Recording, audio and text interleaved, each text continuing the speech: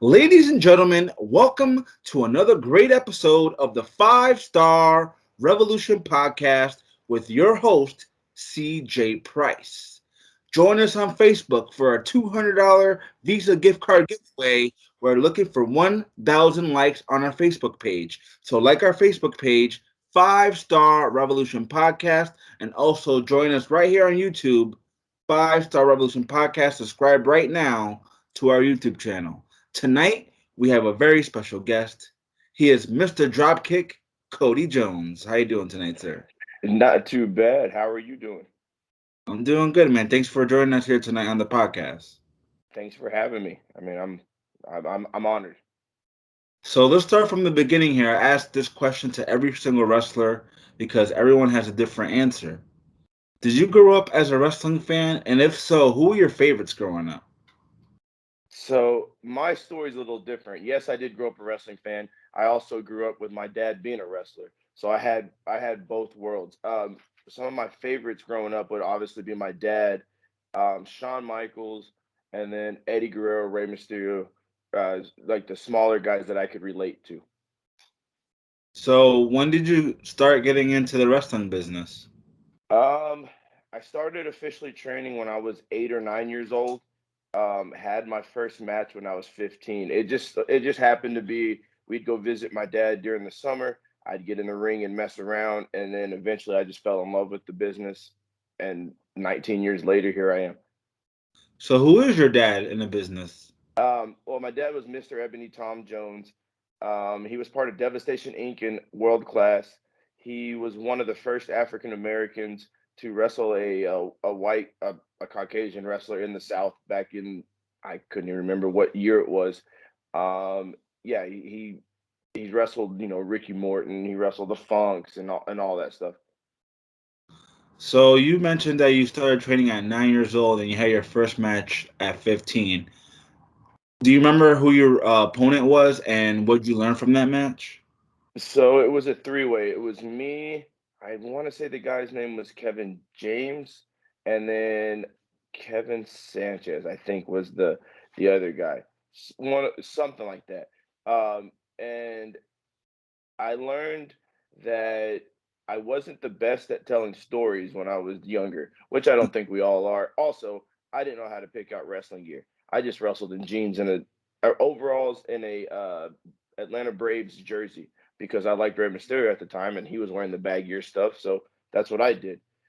And I just learned it is a nerve-wracking business. And I then I figured out it just gets worse. The better you get, the more nervous you get.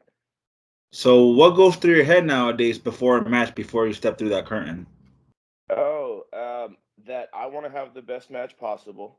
I don't want to let the fans down, and I definitely don't want to let my supporters down, like my dad down. I always say a prayer for my dad, my grandparents, and then a couple of friends of mine that have passed away. They have the best seat in the house. So I just make sure they get to know that I'm doing it for them, and then that I'm as safe as possible, and then we have the match of the night.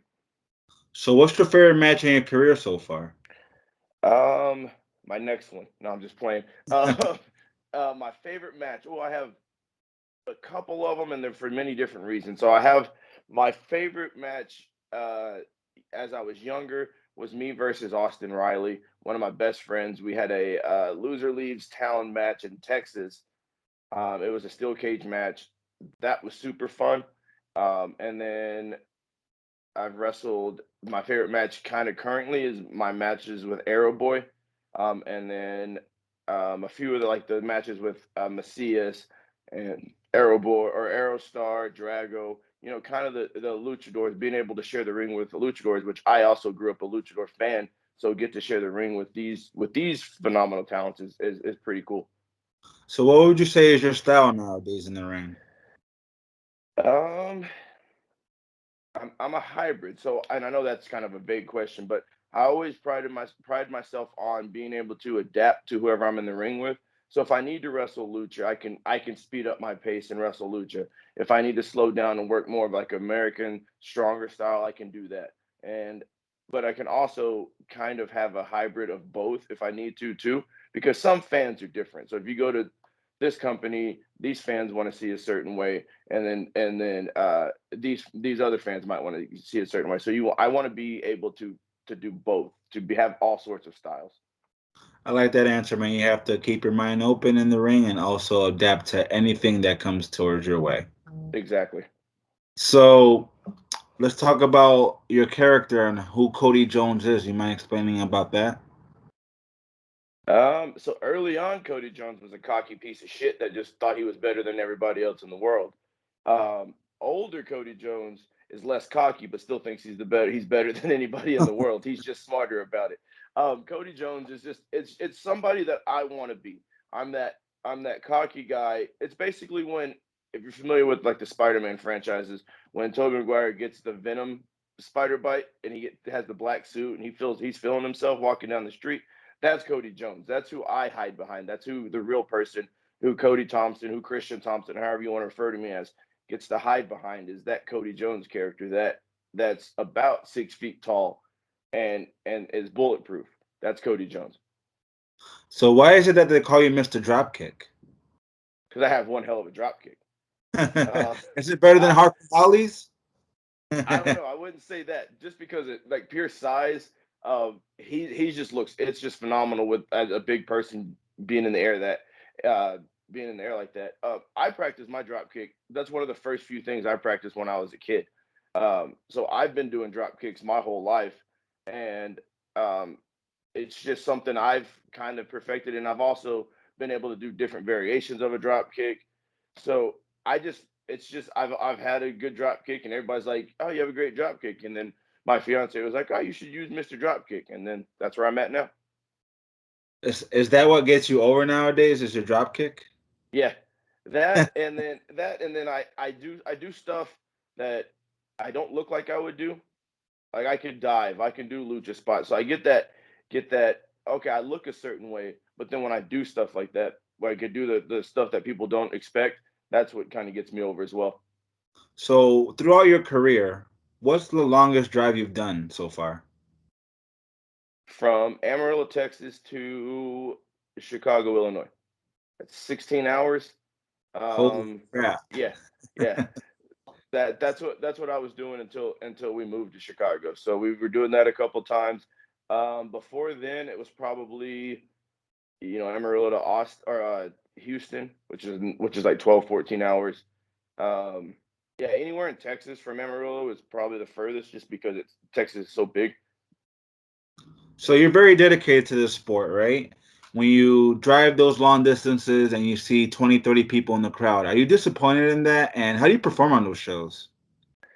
Um, it is an ego. It is a blow to the ego. Like you drive, and because driving, to me, driving in the car, and especially if you're lucky enough to ride with somebody, especially somebody that you love and that shares the business with you, it's probably the best thing in the world. You get to drive, you get to BS about stuff. But when you get there in those shows, you have 30 people. You still want to perform. You still want to perform like there's 300, 3,000 people out there, because those 30 people still paid their money to see you perform. So, and also they can see when you kind of phone it in, because it's hard to phone in wrestling and not uh, show that you're phoning it in. So you just want to give them their money's worth. Make sure those 30 people saw the best show that they've seen, so that way they could tell other 30 people, and then hopefully next time there's more people. I do agree with that statement, and I like your mindset, my friend. So, have you had any tryouts for any of the big promotions? I've done a few I did a tryout probably like 10 years ago with it was Ring of Honor, WWE, and OVW at the time. I've done extra work for WWE. I've done a Japan tryout, and then like I said, the Ring of Honor tryout. How was those experiences for you? Nerve-wracking. If I could go back and do them over again, I would. I Because you think you're prepared, but you're not, and it's one of those, if you take it as a learning experience, then you're going to be better anyways. No matter if you get something out of it or if you don't, you can always learn something from something. But nerve-wracking is the biggest word that comes to mind when asked what was the hardest part about it. The wrestling part's not the hardest. I wasn't evolved enough talking at the time, so that was nerve wracking. If when I, they give you you have to go do promos and stuff like that. I was so scared to do those, so that was kind of nerve wracking to me. But just everything, the whole process, presentation, because you put so much pressure on yourself. So, have you shared any locker rooms with any legends or wrestlers that we might know? Um, I've shared a lot. I've shared and wrestled a lot of wrestlers that you people would know. I've shared I've shared the ring with Jerry Lawler, Carlito, X Pac, uh, Charlie Haas, Shelton Benjamin, Paul London, Cassandro, Sam Houston, Tracy Smothers. I'm missing a few. Arrow Boy, Aerostar, Drago, Puma King, Psycho Clown. I mean, the list it's an endless an endless list of people that I've shared the locker room with, not only and then shared the ring with too. So, out of all those people that you wrestled, who was your favorite wrestler to wrestle, and what did you learn from them? Like, did you pick their brains? Yeah, so my favorite wrestling wise and like challenging wise would be Arrow Boy, just because the styles and the language barrier. So I don't speak Spanish. I can understand it, but I can't speak it. And he's working on his English, which so there's the language barrier there. But it's just one of those things that make you feel better about yourself because you can still go out and have a good match, even though you guys might not be speaking the same language. It just shows that wrestling is universal. If you're good at wrestling, you can do it with anybody. And then X Pac was probably my favorite, just because standing in the ring and hearing DX's music hit, it was the coolest thing in the world. Um, and then just picking people's brains and learning, like to slow down, and then let everything sit in, especially or set in so the fans can register. Especially with the older legends like Lawler and X Pac and guys like that. They slow down so that way everything registers. You tell that story. You want to make sure you tell a story, regardless of the style. You still want to tell a story. I totally agree, man. Storytelling in wrestling is a lost art form nowadays. Yes, it is. So, do you mind telling us one or two funny road stories you might have? Um, they all just it's just going. Oh man, I couldn't even think of a. Getting lost is always fun. Getting lost is always fun, and then trying to find the road and trying to find where you need to go. Especially when I first started, just driving with my dad, and when there wasn't cell phones, and then you would have the maps, and you have to follow the read a map, and then go to the gas station. Hey, we're here for the wrestling. Where is it at? And they would point you to point you to where it was at. Um, just going to these different places. If you just take a step back and actually look at where where I've gone in 19 years. I've been, fortunate enough to go to some great places to wrestle. I've been to New York City to wrestle. I've been to, Ohio, Colorado, Texas, all Chicago, some of the biggest markets for wrestling. And I've got to wrestle in front of some of the craziest fans and some of the coolest fans. It's just everything's fun. If it, yeah, there's grind and there's stress and then there's politics still in wrestling, but it's just so fun to do it. So I everything's fun. agree, man. I used to be a wrestler myself, and wrestling is fun. It's just takes a toll on the body. And speaking of taking a toll on the body, what do you say to those people that wrestling is fake? Well, it used to be a big fuck you, but now it's less aggressive. So it's more like, yeah, I mean, it might be scripted, might be telegraphed, and all that stuff. So, but so is your favorite movie. That doesn't mean there's still no risk involved. We're a live action play. We're Cirque du Soleil without trampolines, without nets. Because I don't know, I've never been to one of those, but sometimes they have nets. I'm assuming. But what we do is we entertain you. It just so happens to be we use our bodies to do it. You don't have to like it. You don't have to respect what we do. Just just don't say it's fake because it's not. Um, Nothing's fake about it. You can't fake gravity. You can't fake being punched in the face because not you can't fake. Oh, one step off, and next thing you know, somebody's paralyzed, or you broke an arm, or you broke you tear your bicep. I saw somebody tear their bicep, and they didn't get up off the floor and come to the back like, oh no, I'm fine. No, they came to the back, and their bicep was up here on their shoulder. So it's not fake. I totally agree, man. It's not fake at all. So, speaking of injuries and everything like that, why do you think there's such a high rate of suicide nowadays in wrestling? Concussions, brain awareness, depression, mental health, because a lot of it takes toll, not only the concussions, because my dad suffered from dementia right before he passed away. So he passed away due to complications from dementia, and he was one of those in that generation where if you're taking a chair shot, you don't protect yourself. You just take it because the hardest part of your head is your forehead. That might be true, but that's not the smartest way to go about things. And then if you were hurt, you still wrestled because you needed that payday. And then once you kind of run out of wrestling, like your body gives up on you, or you wrestling's kind of passed you up. It just takes a toll on your mind because you don't know what to do next. Because a lot of these people don't have a plan B. My dad never had a plan. My dad never had a job. He just wrestled for 40 years. And you don't you don't know what to do next, and then you crave that that acceptance from that adrenaline, that drug, which is the fans, which is wrestling. And when it's not there anymore, you turn to something else, or you just put yourself in a box and you're like, I don't know what to do anymore.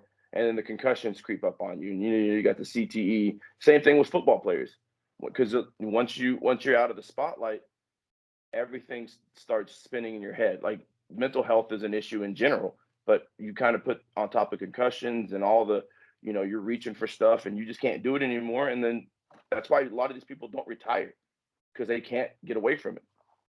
I totally agree with that as well because mental health awareness is a huge thing nowadays, especially in the wrestling world, because the suicidal rate is not good, especially in the professional wrestling world. Yeah. So, what's your favorite promotion that you've worked for so far, and why? Um, I'm gonna give you two. War in Lima, Ohio, just because the way it's ran, and it's ran with professionalism, and then the crowds, whether they love you or they hate you, you're going out there, and they're passionate about it. Sometimes too passionate, but that's another story. But they're very passionate. Whether they hate you, love you, I mean, they're gonna hate you, or they're gonna super love you. So they're one of those old school crowds, which is a lost art, I think, because now it's, I want to be cool for this crowd or whatever. And then Galley. This just so happens to be the two I'm wrestling at right now. But just because you get that hybrid of lucha and American style, which I feel like I've had a lot to do with kind of merging that together. Because when I first started wrestling there, it was it was segregated almost, where the lucha guys wrestled the lucha guys, and then the American style wrestled the American style. And then I started during the pandemic. I was showing that I could do both. So now I'm wrestling the lucha guys, and then everybody's getting a lot more opportunity. I don't put it all on me, but I think I kind of opened that door a little bit, or at least maybe I'm talking out of my ass, but I feel like I opened that door a little bit to kind of merge that together. So, basically, you were a trendsetter for that company. Yeah, something like that.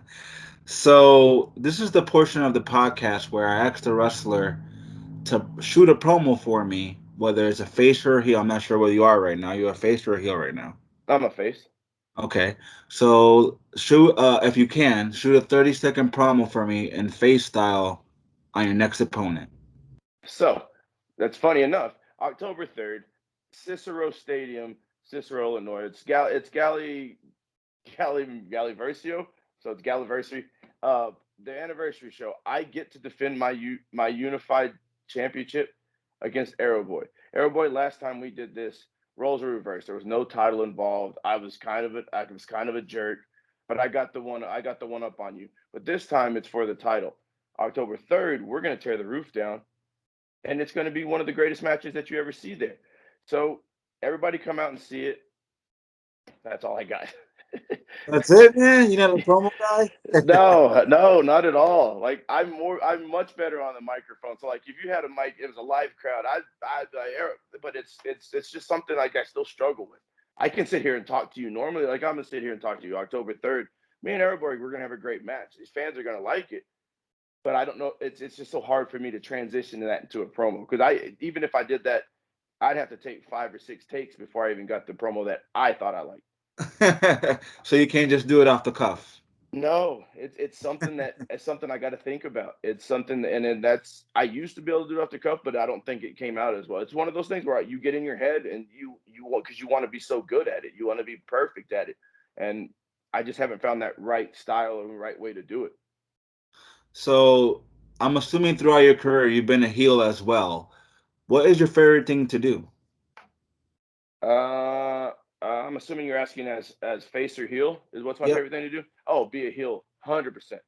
It's so much fun being a heel, just because you get these people riled up so much to where they want to jump over the rail and slap you. And it's happened to me. Like I've been slapped multiple times, and it's so much fun. You get to talk shit to all these kids. It's so much fun. It's so much fun being a heel. But being a baby face is cool too. You have your both. But if I had to choose, it would definitely be a heel. So who's your dream opponent and why? Ooh. Um, I would have to go CM Punk. I know he's the hot topic right now.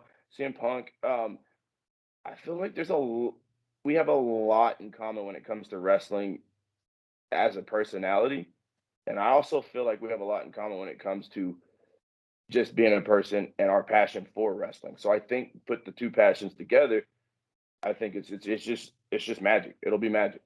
So are you straight edge as well? No, not at all. So my next question for you is, Mr. Jones, with WWE moving away from signing independent wrestling talent, what's your feelings about that? I could understand why. Um, they are they're an entertainment company that just so happens to wrestle too. Instead of a wrestling company. Like, am I upset that that kind of means that my chances are probably out the window? 100%. I grew up a WWE fan, WWF fan. I get it. I'm a WWE loyalist sometimes to a fault, but I also understand coming from a business side. But also in the indies, like the indies are booming like nothing. Like they haven't boomed in years. I mean, you still got AEW, they're doing their thing, but you still have like Impact, Ring of Honor. You still got PWGs out there. You got AAA. You have all this. There's a lot more opportunity for people to wrestle at than there used to be. So WWE is not the end all be all. As much as it would be cool to go and just to say, hey, I did it. But if it's not in my cards or anybody in the independent scene's cards, don't let that be the sole reason that you're wrestling. There's so much fun to have outside of WWE as well. I totally agree, man. There's a lot of wrestling organizations out there. WWE is not the end all be all like it used to be, so you have plenty of opportunities to get signed elsewhere. Exactly. So a couple more questions for you, Mr. Cody Jones, before I let you go. Um, if there's one thing that you can change in professional wrestling, what would it be? Storytelling and selling, and I know they probably go hand in hand. Just the simple fact of less is more. I was brought up in that by that old school. Hey, you don't have to go out there and do all this. Do all the flippy stuff. And I know I sound old saying that, but I'm also a hypocrite because I know I have to go out there and do some of the flippy stuff. Um, but if we could all just slow down a little bit and be able to tell stories and understand that these people want to be entertained through stories, not by moves. Because you can still do the moves, but if you slow it down and spread it out and tell a longer story, I feel like you would A, save your body, and B, get a little bit more involved with the fans, have those fans be a little bit more involved with you. I totally agree, man. Like I said in the beginning, storytelling is a lost art form nowadays because now mostly all wrestlers all want to do is spot, spot, spot, spot, spot, spot, spot. And sometimes those moves don't mean anything because we've seen it so many times that what's next, you know? Exactly. Yeah. If everybody's trying to do the exact same thing, eventually it's not new anymore. I agree. So my last question for you, Mr. Cody Jones, is what can we expect out of you in the next 3 years? Oh man.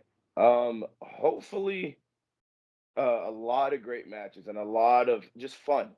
Like I think right now I wasn't supposed to be wrestling still. Like I was supposed to have retired last year, the last February during the pandemic. I was done. And then I found, then I was on this, I'm continuing the run that I'm on now. I've been to Mexico, and then now I'm galley champion. It's one of those things like it was right place, right time, but it made me realize wrestling's fun again. I'd been done it too long, and I'd gotten my own head and just became I guess stale in my own way. So like just expect evolution. Just expect me to evolve. Just expect me to continue to have fun. And every time you come out, I'm gonna be approachable. I'm going to, I'm gonna give you the best show I can give you. I can, as long as my body can allow me to wrestle for the next 3 years and entertain these people, I'm going to continue to do it at the highest level that I can. Hey man, you're still a young guy. You can go for at least 5, 10 more years. I think so. I think so. So is there any social media that you would like to plug or anything like that? Yeah, on Instagram, Twitter, it's who is Cody Jones. Facebook, I think you search Cody. It's Cody Jones. I don't. It's Cody Jones and some letters after it, or numbers after it. I don't know what it is. You'll see me, the guy holding up the "Be Better" on the hand. That's me. Um, that's it. Go YouTube's Cody Jones. I think '08. I'm terrible with my social media stuff, like remembering the names, but I just know Twitter, Instagram is who is Cody Jones. It started out as a way to let people know who I am, and now it just stuck because a lot of people are like, who is Cody Jones? I don't know. It's just some dude that posts stuff that just so happens to be a wrestler. That's Cody. That's me. I'm just the dude that got lucky enough to become a wrestler. That's all I am. Cody. I mean, I'm not that fortunate, but hey. Hey man, thanks so much for joining us here on the Five Star Revolution podcast. We wish you the best of luck in your career. And for all you listeners, don't forget, we're still doing a $200 Visa gift card giveaway. So go follow us and like us on Facebook, Five Star Revolution Podcast. Subscribe to our YouTube channel, Five Star Revolution Podcast. Mr. Dropkick, Cody Jones, right here on the Five Star Revolution Podcast. Thank you so much, sir. Hope you have a great night. Thanks for having me. You too.